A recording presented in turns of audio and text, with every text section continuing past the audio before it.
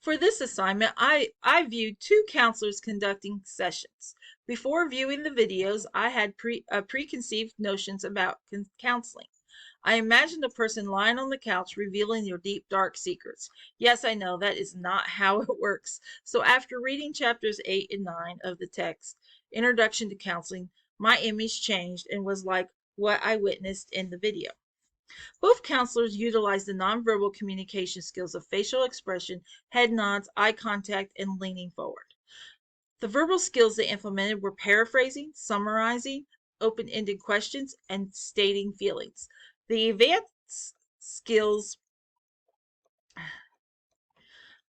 advanced empathy skills also used were identification of problematic situations, actions, and feelings, choosing plan of action, discussion of consequences, confrontation with care, and reaching agreement.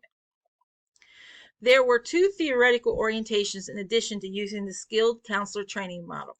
According to the Journal of Humanistic Counseling, Hyatt states, humanistic counselors consider the process of counseling to be an integral tool for promoting client healing and growth, which includes the relationship between those engaging in therapeutic process.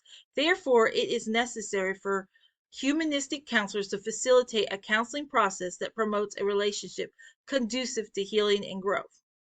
The humanistic approach is person-centered, has unconditional positive regard, empathy, and genuineness.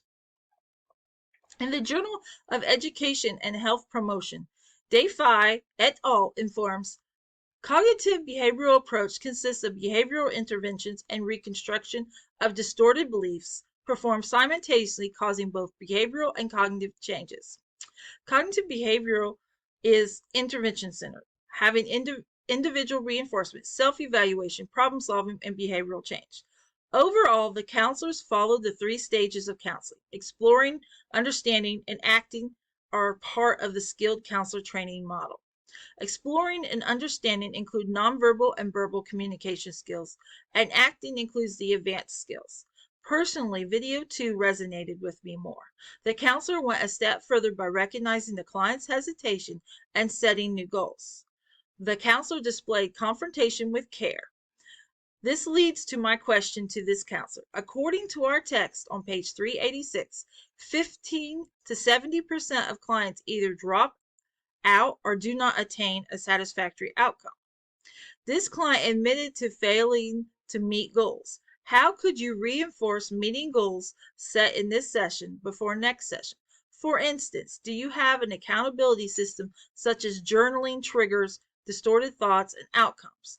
I know in cognitive behavioral therapy, this helps establish pattern to help teach problem-solving skills.